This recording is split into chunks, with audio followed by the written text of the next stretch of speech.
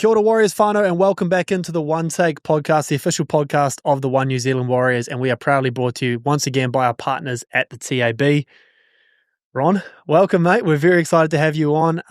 New, I suppose we can still say new because no one's heard or seen from you yet, mate, but NRLW head coach, bro, first of all, thank you for coming on, and how's it been, mate? How's life? Yeah, no, good. I appreciate the opportunity. Yeah, life's good. Settled into New Zealand life quite nicely. Probably been chasing too much island food, but other than that, mate, it's been fantastic. It's good though, isn't it? It's unreal. Yeah, there's actually a great place not too far from you, Island Barbecue. It's a bit Hawaiian joint mostly, but mate, it changed your life. Yeah, nice. That's also not an ad, but if they want to get around the podcast and sponsor, we're not opposed to it. Hey, listen, look, I have a lot to ask you, and everyone's really excited to have you here at the club. But firstly, mate, just for those who might not know you, give us a little bit about yourself. We were talking in the green room off air there about you're a proud Maitland boy. You claim Maitland. Have footy always been a part of your life, Ron? Give us your story, mate, as quickly as you can. Yeah, no, it has. Yeah, footy's always been a part of my life. I grew up in Maitland, but Maitland, Newcastle, sort of lived in between. But started playing at 5 years old and, retired when I was 30 odd and started captain coaching when I was 25. So, but grew up in the dressing sheds of the Newcastle All Blacks rugby league team. So, been involved in it my whole life, and I suppose that's how I end up here today. What position did you play? Half. Then later on, as I got a touch slower hooker. Any guns back then? Any names that you were kind of rubbing shoulders with, playing against, around? Yeah, there would have been plenty. Like I reckon, there was lots of guys that I played with that went on to play NRL or played against. Guys like Craig Gower in school football. Things like that. Like that, there was a lot. Over time because it's a good sort of junior based, well, especially back then, that nursery around Newcastle was crazy. The local comps, just even to this day. Yeah, we were up there earlier in the year late last year rather, watching some club football, and there was this prop just absolutely running amok. I forget who we were watching.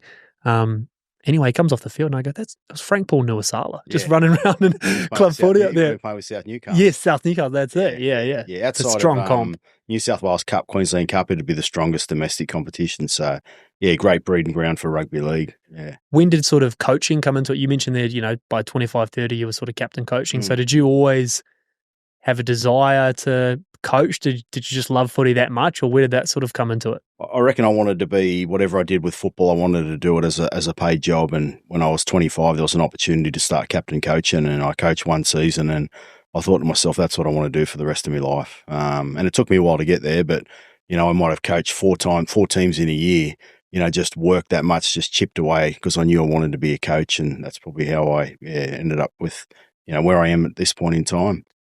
You joined the Warriors, obviously, off the back of, most recently, some success with the Newcastle Knights NRLW side, back-to-back comps. So it's not bad for a first crack. But obviously, you're also a proud Indigenous man, Ron, and coached the Indigenous All-Stars this year, but back-to-back wins as well over the Māoris. And apologies for the most recent game, mate, but we'll take that one. But how has that been? How's the last sort of, 24 months been for you as a coach, mate? Because I know you're locked in on the Warriors job, and we'll get to that, but you've achieved quite a lot in a pretty short window there, mate. Yeah, I was fortunate. When I came into Newcastle, they'd finished last, but I reckon even though they had a good platform for us to leverage off. And we brought some really good players and, just sort of brought them together. And, we were fortunate enough to win 2 grand finals. But I think the All-Stars, they're 2 special moments, to come over to New Zealand and actually get to take my family on a trip to go down to Rotorua to play a game and then win that one and then go back-to-back in Townsville the year after. They're special moments. And one thing we say about football when you talk to players or when,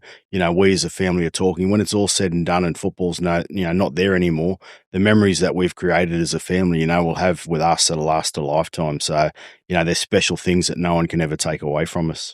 The success at the Knights specifically, I guess, coincided with the boom of women's rugby league in general. I know when you're in it and you're at the coalface and you're coaching and you've got such amazing players like you guys had and you're winning, that's your focus. But were you aware or could you feel the game growing around you? Because it's a very rare thing to be both locked in on a game plan and playing footy, but also acknowledging hey, we're creating something pretty special here. Could you feel that in the moment? Yeah, I think so. I think our holistic approach to the program allowed us to do that in terms of immersing ourselves in the community. So as we were going, we could feel the groundswell of support continually grow. And as we were winning, it got more and more, and we could feel it each year get better and better. And I think, further testament to that is that we had a standalone game against the Broncos. And to this day, we had over 12,000 people. It was roughly close to 13,000. And for a standalone NRLW game, that's still the most. So you can actually feel that, as you're going along. So, yeah, we could feel it, and it was something special, and when you sit back and reflect on it, those moments that, we'll be able to keep with us forever as an organisation, then as players and staff.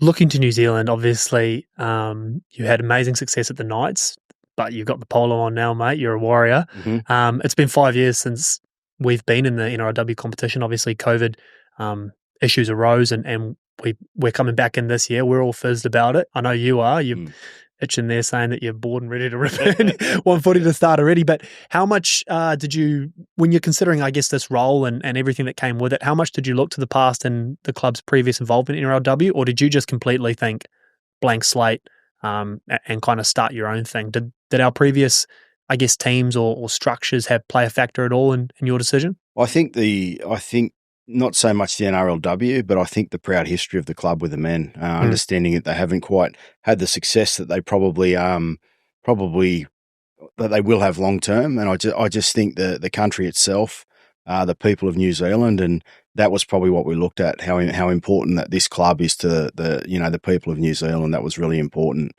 I also think the lifestyle of New Zealand, but an opportunity to start from a blank slate, that was really attractive. And there's been some challenges since I've taken the job, but that was going to be my next question. I mean, as attractive as a blank slate can be, you guys are literally in a separate office. You're still here at Mount Smart, but you're up the way. It's at the moment just you and Nards. It's as blank a slate as it can be, mate. Has anything at all surprised you about that? I know you're a guy who, like you said, you wanted it. You're excited about the challenge, but has anything at all surprised you since coming here from a club structure is probably the wrong word, but from there's a bit on a workload perspective? Well, I think there's two different facets to that. One is that, when the other clubs found out NRLW season 25 would have the Warriors and the Bulldogs, they probably went out and signed a lot of players to multi-year contracts, because that was around the time of the introduction of multi-year contracts. I think you could see that pretty quickly. There was a lot of clubs, I don't want to say scrambling, but everyone went, okay, 2 more players in the game, you got to lock these girls up, right? Yeah, correct. And for us, we wanted to bring, girls that we thought would want to return home to New Zealand, and clubs signed them on multi-year deals. So that's been a challenge, like a lot of the marquee players being tied up. But it's been, a great challenge for us in terms of we need to look elsewhere and we need to be resourceful to find players. And then the other one is obviously starting from scratch. At Newcastle, I wasn't there from day one, so I didn't see the whole setup of the program.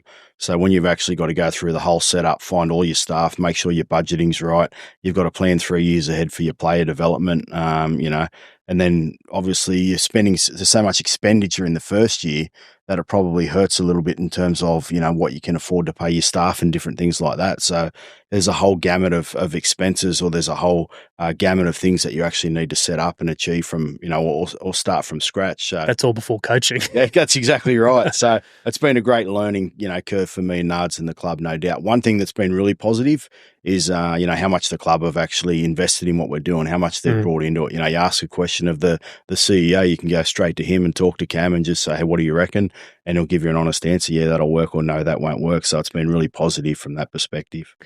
You mentioned then having to, I guess, be resourceful and think laterally when it comes to player signings. Yep. Some of those, you've landed a few big fish, including some 7 stars. We'll get to Michaela in a second because, there's no denying everyone's very excited by that. But Sevens players in general, what was your approach as a coach when you had a canvas? We've had tremendous success, Black Ferns, Sevens girls in this country. And so we know that they're elite athletes and elite talent. How did you find that balance of, you can't exactly go out and sign all of them. I'm sure they didn't all want to come, but how hard is that transition going to be? And how much balancing was that when you looked at the rosters and went, she'd be great, but how many's too many if you get what I'm asking? Yeah, no, definitely. And I think one thing that you got to be careful of is, as we've discussed, you can't have 10 sevens players and try and teach them the rules of rugby league in a 7-week preseason. So we probably thought, we looked at some players that were on the periphery of sevens, who may have went to the Olympics and actually been a travelling reserve. So for me, the mental fortitude to go over there and support your teammates for that whole time, knowing that you're probably not going to get a gold medal other than being a supporter, was something that we looked at, and they were the players that we went after. Yeah, and we went after an experienced player like Shaq Baker, who'd been in the system, was probably still wanted to be a professional athlete, but wasn't going to be in the seven system anymore. So we thought she could value add from that perspective. And then, further to that, I think getting the balance right of not too many players, and then looking internally in the local Auckland competition, how could we get players out of that? And all the research we'd done, when I come over here, it actually came to fruition. Like I'd looked at the competition and I thought there's a really good baseline there. And when I come and watched it live, I thought the same sort of thing. There's a great baseline. These young ladies with some education and development will turn into pretty fair players, I've no doubt. Let's talk Michaela Blythe. Yep. Blythe? Yeah, she's a hyphenated name. Congrats, Michaela, as well. Walk me through that one, Ron, because, in our first meetings, you were pretty coy on not wanting to give too much away, but clearly there had been some sort of discussions. At what point did Michaela, or the reality of signing Michaela Blythe, come on the radar? Was it an approach by you? Was it an approach by her? What was that process like, mate? And at what point did you think, we're on here, this is a chance? Well, I reckon...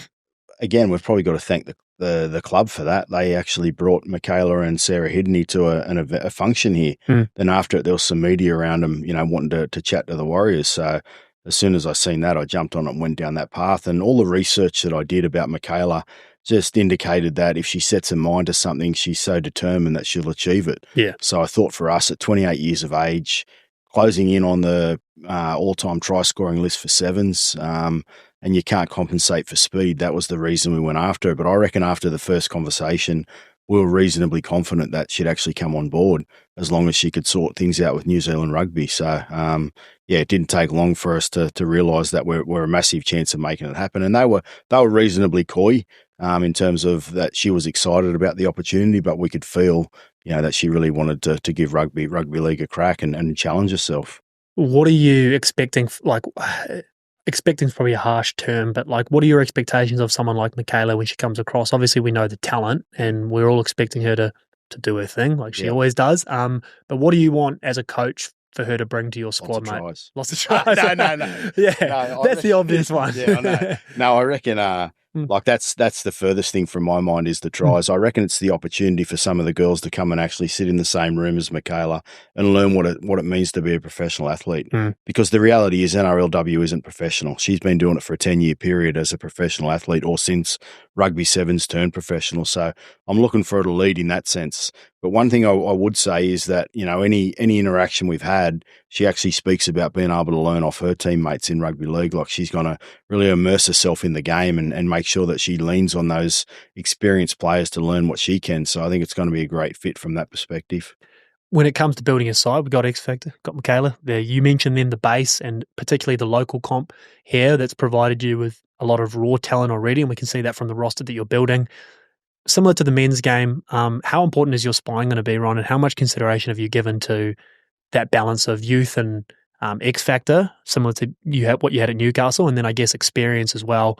When you start to have a look at the makeup of a season, which is a short season in NRLW, you don't have a lot of time to move pieces in and out. How important is that, or how crucial is that for you to get it right early? Yeah, I think it's really important, and I think it's important the way we play early, and we don't have to deviate from that too much, I wouldn't suggest, throughout the year. So spine is certainly going to play a big part in that. One thing that we tried to get was some experienced players, and then we started looking around for the best crop of kids coming through, and then obviously filling up the middle tier as we seen fit. But, we think we've got some real good young players that are going to turn into long-termers at the Warriors, and we've got some experienced players to show them what it means to play a long-term, NRLW. You signed a 3-year deal here, Ron, and we can clearly see you're invested in it. How closely are you working, mate, with the Pathways team? And like you mentioned, the 72,000 hats you've got to wear other than coach at the NRLW side, but between Andrew McFadden and I guess the Pathways team here, how much are you working with them, and how much of your energy is going into the local game here for the emerging talent? Because we've seen it in whether it's sevens, rugby union, the local competition? Like, we've got the talent, we've got the girls here to do it. How much of your focus is there? Well, I think regardless of what happens over the next 3 years, there's a saying that, whenever you leave a place, it needs to be in better shape than when you arrived. And I think importantly for us, the club, that we've got a bit of a charter where we want to make sure that we develop the game internally in New Zealand. So there is some focus going into that, and it takes some resources. So, the club are working with the NRL at the moment and working with the internal stakeholders on how we can develop the female pathways in New Zealand. Further to that, I'm doing a little bit with the Jersey Flag and their pathways in New South Wales Cup a little bit there. But we're really, our players and myself have been immersing ourselves in the community and working with the local clubs here. We think that's really important. Like the next crop of players that come play for the New Zealand Warriors NRLW, they'll come from internally. No doubt we're going to have to bring players from Australia, but the more that we can develop from here, the better we're going to be long term. We need to create long-term sustainable development systems, within New Zealand and in particular within Auckland.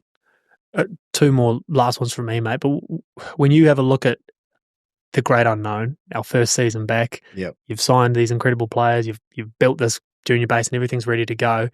What are your expectations for the season, mate? I know you're going to say win the comp. That's what we all want to hear. But, realistically, mate, what does a pass mark look like for you in year one as the head coach of our NRLW side and our first year back in the competition? Yeah, it's a good question. I reckon every coach would say win the comp. That's what we're here to do. But I think importantly, whenever someone comes to Go Media Stadium, they'll walk away after watching our team play or down in the Waikato when we play down there, and they'll see a performance that, they can be proud of. Our community can be really proud of. Our supporters can be proud of. A team that just keeps turning up for each other. I think that's really important that, when you walk away and you watch the New Zealand Warriors Rugby League, NRLW Rugby League team, and you've got no idea about the game, you could walk away and go, well, that team just keeps turning up for each other. That's who they are. And I think that's our expectation this year is build the foundation, see a team that continually turns up for each other, a team that's created, a groundswell of support from their immersement in the community. That's what you'll see.